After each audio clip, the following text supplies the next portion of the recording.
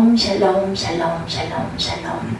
하나님 사랑합니다. 여러분 주 안에서 사랑합니다. 오늘 사무엘하 19장 이제 내일이면 20장이면 사무엘하도 끝납니다. 바르실레라는 사람이 나오죠. 바르실레의 헌신을 우리 한번 돌아보도록 합니다. 모든 생명체는 성장하죠. 그러다가 일정 기간이 지나면 노쇠하고 결국은 죽습니다. 어떤 것이나 우리 인간도 육신이 있기 때문에 마찬가지죠. 그렇지만 인간에는 육체 외에 영혼이 있고 이것은 좀 다릅니다. 영혼은 하나님을 만나고 새 생명을 얻고 그때부터 성장하죠. 그 성숙이라는 말이 더 어울릴 수도 있겠습니다. 성숙하게 됩니다. 육체는 성장하다가 노쇠하지만 영혼은 계속해서 나이가 많이 먹어도 점점 더 성숙해집니다. 그것이 우리 크리스찬들에게는 성화를 이루어간다 이렇게 얘기를 하죠. 은혜 받게 되고 성령을 받게 되면 성화의 과정을 거칩니다. 이게 바로 신앙이 자라는 것이기도 하죠. 신앙의 연주에 따라 순조롭게 성숙해지면 좋고 어떤 경우에는 제대로 성숙하지 못해서 미숙한 상태로 남아있는 경우도 많이 있습니다. 신앙의 미성숙은 하나님도 기뻐하시지 않지만 자신에게도 큰 손해이죠. 그러므로 우리는 끊임없이 신앙의 성숙을 추구해 가야 할 줄로 믿습니다. 그럴 때 인생이 더욱 풍성해지고 더욱 아름다워집니다. 우리가 신앙생활 하는 것인데 온전하게 신앙생활을 해야 되겠죠? 우리가 어차피 신앙생활을 한다면 하나님을 믿는다면 더 잘 믿어야 되지 않겠어요? 세상에서 우리 학교 다닐 때 여러분들 어떠셨어요? 공부할 때 공부 욕심이 많은 아이들은 아주 그냥 밤을 새가면서 하라고 하지 않아도 그런 아이들은 열심히 합니다. 그리고 점수가 조금만 떨어져도 석차가 조금만 떨어져도 아주 그것 때문에 상심을 하고 물론 거기에 너무 묶이는 건 좋은 게 아니긴 하지만 어쨌든 열정을 가지고 열심히 공부하는 학생들은 보면 나중에 좋은 결실을 이루죠. 신앙생활도 마찬가지라고 생각합니다. 어차피 예배드리고 어차피 헌신하고 어차피 섬길 거면 열심히 남보다 더 잘하는 게 좋지 않을까 싶습니다. 바르실레에 대해서 나오고 있는 어떤 사람인가 우리 봅니다. 길앗의 큰 부자다 이렇게 나타나죠. 그런데 큰 부자로 31, 2절에 보면은 성경이 자세히 나와 있지는 않지만 나름대로 우리가 살펴볼 수가 있는데 길앗 지방에 살던 큰 부자였다. 31, 2절에 나타납니다. 한마디로 말해서 그 지방의 유지죠. 길앗 사람 바르실레가 왕이 요단을 건너가게 하려고 로골림에서 내려와 함께 요단에 이르느니라. 바르실레는 매우 늙어나이가 80세라. 그는 큰 부자이므로 왕이 마하나임에 머물 때 그가 왕을 공개하였더라. 항상 마하나임 쪽에 오면 아마 이 바르실레는 왕을 공개하고 잘 모셨던 것 같습니다. 한마디로 말해서 그 지방의 유지다. 이 정도면 남부러울 것 없이 살았던 사람. 그는 나이가 많습니다. 80이죠. 근데 그가 성경 기록된 것은 큰 부자의 유지였기 때문이 아니라 오직 그의 신앙 때문이었다. 이렇게 나타납니다. 그러면 그의 신앙이 어땠나? 완숙한 신앙에 대해서 봅니다. 본문을 보면 한마디로 말해서 완숙한 신앙인데 신앙의 성숙 과정을 보면 크게 세 단계로 나눠주죠. 미숙, 반숙, 그리고 완숙의 단계를 거칩니다. 미숙은 미성숙한 단계를 이야기하죠. 반숙은 신앙이 조금 성숙해졌지만 아직 충분하지 못한 신앙의 단계. 계란을 이렇게 먹을 때 우리가 반숙이 좋을지 몰라도 신앙은 완숙이 좋습니다. 계란은 반숙의 상태로 먹는 게 가장 영양이 좋다고 하죠. 신앙은 완숙해지는 게 좋겠죠. 그러므로 우리는 항상 완숙한 신앙을 신앙생활과 인생의 목표로 삼아야 합니다. 본문에 나타난 바르실레의 모습을 통해서 우리는 완숙한 신앙이 무엇인지 그 기준을 삼을 수 있는데 크게 두 가지 면에서 볼 수 있습니다. 헌신의 동기와 인격의 성숙도. 순수한 헌신은 어떤 건가? 바르실레는 순수한 헌신의 사람이었습니다. 그래서 완숙한 신앙인이라고 평가하죠. 신앙이 미숙할 때는 헌신이란 말을 꺼내지를 못합니다. 모든 게 자기 중심적이죠. 어떻게 하면 자기 자신에게 이익이 되는지를 생각합니다. 기도할 때 항상 무언가를 달라고 요청하는 간구만 하죠. 그러다 조금 성숙해진 반숙의 단계가 되면 하나님의 은혜를 조금씩 알아가고 하나님 앞에 헌신하기 시작합니다. 문제는 아직도 받고자 하는 심리가 역력하죠. 하나님 앞에 열심히 하면 무언가를 더 주시지 않을까 하는 기대 심리를 갖고 있습니다. 그러다가 정말로 성숙해지는 완숙 단계가 되면 하나님 앞에 무언가를 기대하기보다는 이미 받은 은혜에 대해서 감사하면서 헌신하게 됩니다. 하나님이 더 주시든 뭐 그렇지 않든 상관을 안 하죠. 이제 하나님 앞에 더 열심히 하지 못해서 죄송할 따름입니다. 이런 완숙 단계를 잘 표현해주는 성경 구절이 이사야 116편 12절에 시편 116편 12절에 나타납니다. 내게 주신 모든 은혜를 내가 야훼께 무엇으로 보답할까? 없죠. 이미 주신 하나님 은혜를 보답하려고 애를 쓰지만 아무리 애를 써도 우리는 그 은혜를 다 갚지 못한다라는 고백입니다. 시편 기자의 중심에는 하나님으로부터 무언가 더 받고자 하는 소원이 전혀 없습니다. 성경 인물들을 보면 반숙 단계에 있는 사람들과 완숙 단계에 있는 사람들의 예를 우리가 찾아볼 수가 있는데, 먼저 한나의 경우는 반숙 단계, 사무엘상 1장에 한나의 기도가 나오죠. 그녀는 불임 여성이었습니다. 그 고대 이스라엘 사회에서 자식이 없다는 것, 특히 아들이 없다는 것은 엄청난 고난이었죠. 한나는 그 고통에서 벗어나기 위해 하나님 앞에 아들을 달라고 통곡하며 기도합니다. 워낙 절박하니까 서원까지 하죠. 먼저 서원을 합니다.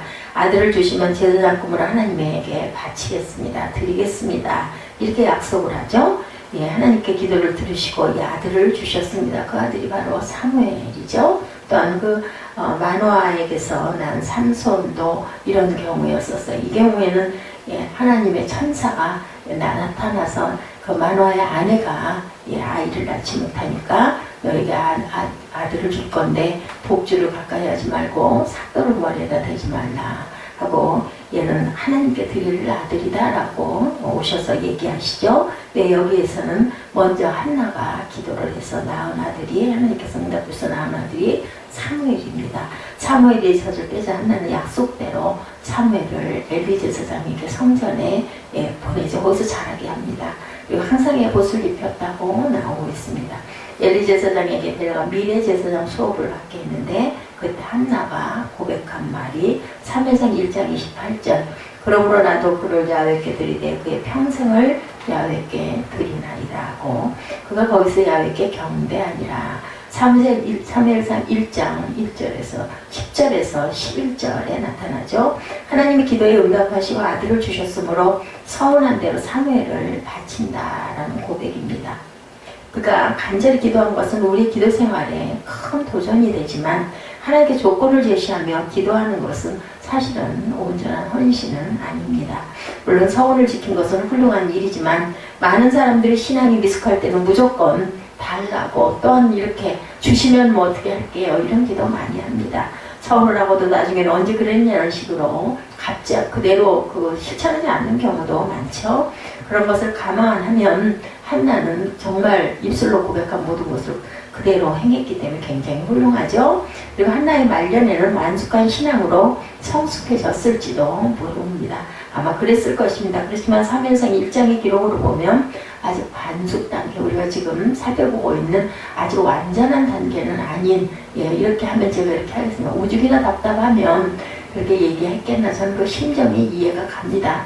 하나님께 뭐라고 어떻게 더 자신의 마음을 다 내보일 수가 없다 보니까 하나님께 드리겠습니다. 주시기만 하신다면 아마 이렇게 기도했을 수 있겠죠.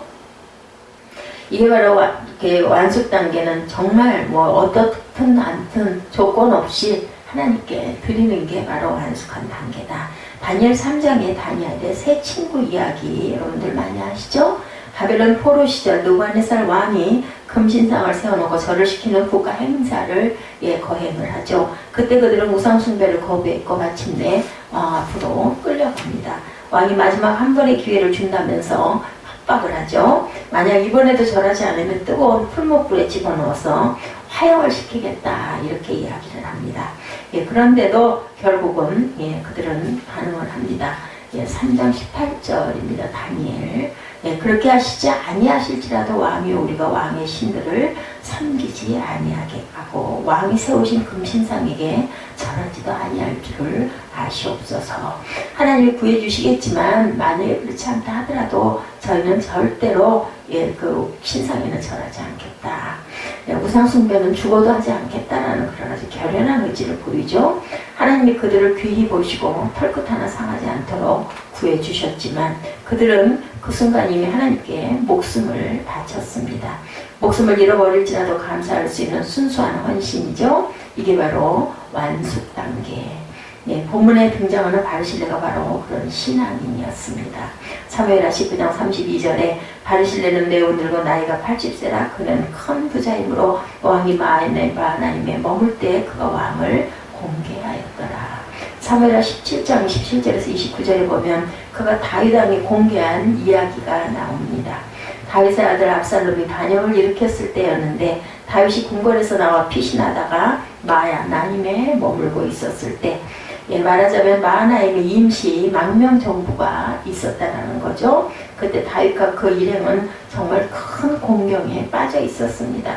압살롬의 반역이 거세다 보니 민심도 돌아섰고 도와주려고 나서는 사람이 없어서 물자가 정말 폐부적으로 거의 굶어 죽을 지경이었죠. 그런 위기 상황에 바르실레가 다윗과 그 일행을 찾아와 큰 도움을 줍니다. 그 많은 그 군사들이 백성들이 먹으려면 얼마나 많은 식량이 필요했겠습니까? 뭐 침상, 대야, 질그릇 그리고 각종 곡식과 식료품 등을 바르실레는 찾아와서 아주 조달해주는 공급해주는 큰 그 덕을 베풀죠. 그 덕분에 다윗 일행은 난리를 무사히 넘기고 그러는 사이 압살롬 반란군이 진압이 되죠. 그 후 다윗 왕이 요단강을 건너 항공하는 장면이 본문의 내용입니다. 바르실레는 다윗의 항공 소식을 듣고 80세 노부를 이끌고 요단 강가로 나옵니다. 그것은 왕이 항공을 기뻐하며 순수하게 전송하려고 나왔던 거죠. 그때 왕이 피신할 때는 거들떠보지도 않던 자들, 심지어 심의처럼 왕을 모욕하던 자들까지 눈도장을 찍으러 몰려들었지만 바르실레는 태도가 달랐습니다. 다윗은 그를 보자마자 너무 반가워 예루살렘에 함께 가면 노후를 잘 모시겠다고 제의하는 부분이 나타나죠. 그때 사무엘상 19장 33절에 보면 왕이 바르실레에게 이르되 너는 나와 함께 건너가자. 예루살렘에서 내가 너를 공개하리라. 그 성부로 돌아가면 내가 너를 네가 나한테 여기서 베풀어 준 것만큼 내가 너를 공개하겠다고 얘기하죠. 답을 합니다. 34절에 바르실레가 왕께 아뢰되 내 생명의 날이 얼마나 있사오겠기에 어찌 왕과 함께 예루살렘으로 올라가리까. 내가 이제 돌아갈 때가 다 됐는데 고향에서 거기를 부득이 갈 일이 뭐가 있겠습니까? 그리고 36절에 당신의 종은 왕을 모시고 요단을 건너려는 것뿐이오늘 왕께서 어찌하여 이 같은 상으로 내게 갚으려 하시나이까. 정말 아무것도 바라지 않고 순수하게 충성과 헌신을 다하는 아름다운 모습이 바로 바르실레의 헌신이었다. 그 이런 모습은 단순히 인간 왕을 향한 게 아니었죠. 하나님의 기름 부어 세운 왕이기에 하나님을 섬기는 마음으로 한 것입니다. 결국 하나님을 향한 순수한 헌신임을 우리가 알 수가 있는데 어느 가정의 이야기에 엄마가 외출 준비로 부산합니다. 너무 바빠서 꼬마에게 말하죠. 이 엄마 구두 좀 닦아줄래? 내가 1,000원 줄게. 그리고 1,000원을 엄마가 지갑에서 꺼내줍니다. 꼬마가 열심히 구두를 닦아놓죠. 엄마가 외출하려고 구두를 신다가 이상한 느낌 들어서 구두 속을 보니까 그 속에는 1,000원짜리 쪽지가 들어있었어요.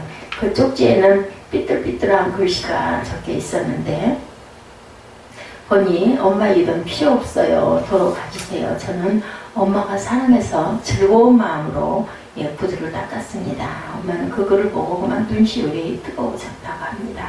어린아기의 작은 이야기지만 순수한 헌신의 의미를 저희들이 알 수가 있죠.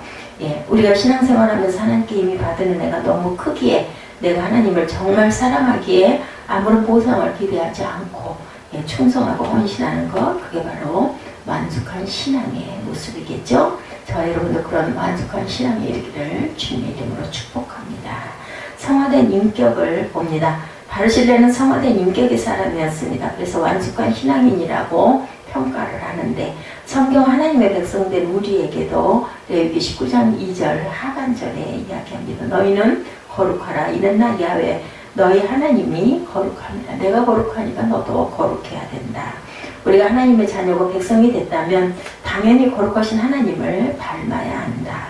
우리가 구원받은 것은 십자가 대속의 은혜의 믿음으로 된 것이지만 그 후에는 죄와 싸워 이기며 거룩한 하나님의 형상을 이루어가야 합니다. 예, 이를 가리켜 성화 과정이라고 부르는데 이것은 모든 성도들이 추구할 평생의 과제이죠. 그리고 하나님이 우리를 택하시고 구원하신 목적이기도 합니다. 예, 로마서 8장 29절에 하나님이 미리 아신 자들을 또한 그 아들의 형상을 본받게 하기 위하여 미리 정하셨으니 이는 그로 많은 형제 중에서 맏아들이 되게 하려 하심이라 이렇게 말씀하십니다. 하나님의 가족으로 우리를 부르셨다는 거죠. 하나님의 아버지 예수님은 또한 형님, 우리는 하나님의 자녀, 예수님의 동생들이다. 이렇게 예로 비유할 수도 있겠습니다. 그러므로 하나님 아버지와 예수님의 형상으로 성화되어 가야 한다. 그게 바로 하나님의 가족에게 어울리는 인격이기도 하다라는 거죠. 그러므로 우리는 인생의 연주가 깊어질수록 길어질수록 그리고 나이가 들수록 성화된 인격으로 변화가 되어야 되겠다. 비록 육신은 늙어갈지라도 영혼은 더욱더 순수해지고 인격은 더욱더 아름다워질 수 있고 또 그래야 되겠죠. 그래서 바울이 고백합니다. 고린도후서 4장 16절에 그러므로 우리가 낙심하지 아니하노니 우리의 겉사람은 낡아지나 우리의 속사람은 날로 새로워진다. 바르실레는 정말 이 말씀 그대로 거룩하고 아름다운 인격의 소유자였습니다. 그는 다윗 앞에 고백하죠. 35절에 보면 내 나이가 이제 80살 어떻게 좋고 흉한 것을 분간할 수 있사오며 음식의 맛을 알 수 있사오리까. 이 종이 어떻게 다시 노래하는 남자나 여인의 소리를 알아들을 수 있사오리까. 어찌하여 종이 내 조와 함께 아직도 누를 끼치리까. 이렇게 겸손하게 아주 예루살렘으로 돌아가자라는 그 청을 겸손하게 다잡지 않겠다고 사양을 하죠. 왕이 궁궐에 모셔다 대접해 주겠다는데 정말 나이가 들었다 해도 가면 얼마나 대접을 대단하게 하겠습니까? 그럴 수 있는데 나이가 들수록 대접받고 싶은 마음이 또한 더할 수도 있죠. 그 노욕이라는 말도 있죠. 그죠? 그러나 그런 겸손한 인격의 소유자에게 한껏 자신을 낮추어서 정중하게 사양을 합니다. 왕 앞에 잠깐 보이는 모습이 아니라 오랜 세월 신앙생활을 하면서 하나님 앞에 성화되고 고상한 인격의 표상이라. 중세교회의 영적 아버지 성 프란시스의 유명한 일화입니다. 그의 제자들 중 한 사람이 어느 날 꿈속에서 천국에 올라가죠. 천국을 둘러보는데 높은 보좌가 있어서 천사에게 누가 앉을 것인지를 묻습니다. 그러자 천사는 프란시스가 앉을 거다 이렇게 대답하죠. 그 순간 아무리 스승이지만 은근히 질투가 났다고 그래요. 그래서 잠에서 꿈에서 깨어납니다. 그는 프란시스에게 묻습니다. 선생님, 당신은 스스로를 어떤 사람이라고 생각합니까? 프란시스는 그 질문에 이렇게 대답하죠. 나는 이 세상에서 가장 악한 인간이지. 그 말을 듣고 제자가 항의합니다. 선생님의 대답은 위선입니다. 모두 다 당신을 성자라고 추앙하는데 그럼 우리는 도대체 뭡니까? 프란시스는 빙글게 웃으면서 대답했다고 그러죠. 자네가 나를 몰라서 그래. 만일 내가 받은 은혜를 다른 사람들이 받았다면 그들은 나보다 아마 더 훌륭한 인격의 사람들이 되었을 것이네. 내가 얼마나 많은 하나님의 은혜를 받았는지 자네는 모를 걸세. 이게 진정한 겸손이겠죠. 세월이 갈수록 하나님 앞에서 자기 자신이 얼마나 부족한지 절실하게 느낄 수 있는 사람이 성화된 사람, 인격자입니다. 이런 완숙한 신앙과 비교할 때 내가 얼마나 부족한지 모르겠죠? 그러나 포기하지 말고 인생의 목표로 삼아야 되겠다. 신앙생활을 오래 하다 보면 내 자신도 모르게 매너리즘에 빠져서 성숙해지는 영적 노력을 게을리하는 경우가 생깁니다. 그러면 우리 신앙이 완숙이 아니라 반숙의 상태로 머물게 되겠죠? 부디 바르실레처럼 완숙한 신앙인들이 되시기를 주님의 이름으로 축복합니다. 그리고 나서 바르실레 후대는 축복과 영광을 받죠. 이와 같은 바르실레 모습을 보고 하나님이 얼마나 기뻐하셨을까. 다윗이 그를 후대에 어떻게 대우했는지를 보면 알 수가 있는데 그건 하나님이 그에게 베푸신 축복과 영광이죠. 그는 하나님의 은혜가 감사할 뿐 아무것도 기대하지 않았지만 하나님의 큰 은혜를 내려주셨습니다. 다윗이 바르실레에게 계속 강권하면서 궁궐로 가자고 하니까 마지못해 대신 기만을 그 신하를 대신 데려가라고 말합니다. 그러자 다윗이 반색을 하며 그러겠다고 대답을 하죠. 그리고 입을 맞추며 축복합니다. 사무엘하 19장 38구절에 보면 나타나죠. 왕이 대답하되 기만이 나와 함께 건너가리니 나는 내가 좋아하는 대로 그에게 베풀겠고 또 내가 내게 구하는 것은 다 너를 위하여 시행하리라 하니라.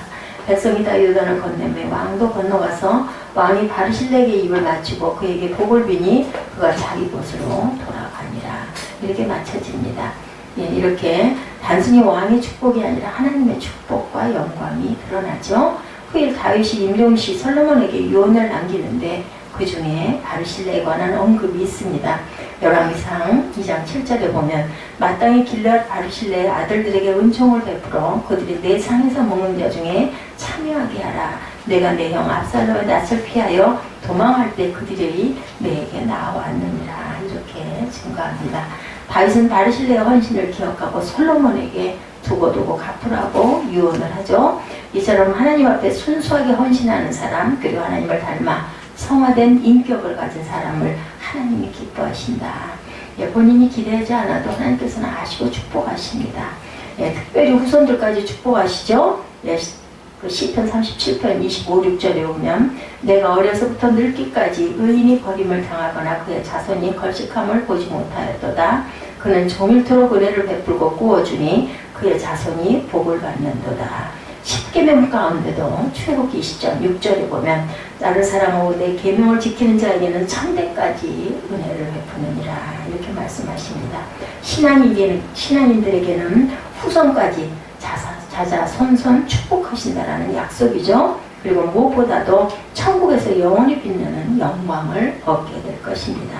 세월이 정말 빠르게 가죠. 벌써 가을이 기뻐합니다. 춘추절이 곧 다가오죠. 이런 계절 우리 각자의 신앙을 한번 되돌아보죠. 세월은 가고 신앙 연전은 길어지는데 과연 나의 신앙은 반숙인가 완숙으로 달려가고 있는가 멈춰있나 한번 돌아보십시다.